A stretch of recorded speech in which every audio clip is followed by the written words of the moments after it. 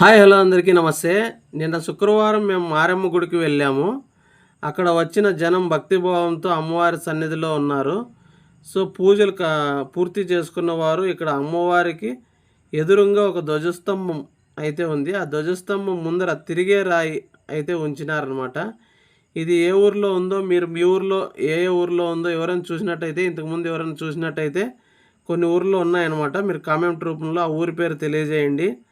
ఇక్కడ భక్తిభావంతో నీ మనసులో కోరికను ముక్కొని ఆ రాయి మీద కూర్చొని ఆ కోరికను తలుచుకొని అమ్మవారిని ముక్కొని కూర్చున్నట్టయితే రాయి తిరిగితే నీ కోరిక నెరవేరుతుందని అర్థం అంట. అదేవిధంగా రాయి తిరగలేదంటే బాధపడాల్సిన అవసరం లేదు. ఇంకోసారి వెళ్ళినప్పుడు ఇంకోసారి ఎప్పుడైనా మనం ప్రయత్నం అయితే చేయొచ్చు. నిరుత్సాహపడాల్సిన అవసరం అయితే లేదు. ఇప్పుడు కూడా ఇలాంటివి నమ్ముతారా అనేవాళ్ళు ఉంటారు.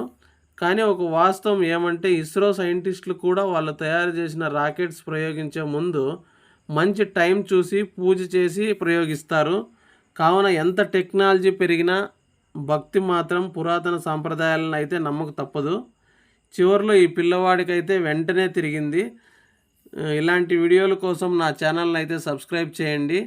ఇలాంటి ఫుడ్ వీడియోలతో పాటు కొన్ని సమాచారాలు కూడా నా ఛానల్ ద్వారా ఇస్తూ ఉంటాను. నా యూట్యూబ్లో నా ఛానల్ని రాయుడు ఫుడ్ వ్లాగ్స్ని సబ్స్క్రైబ్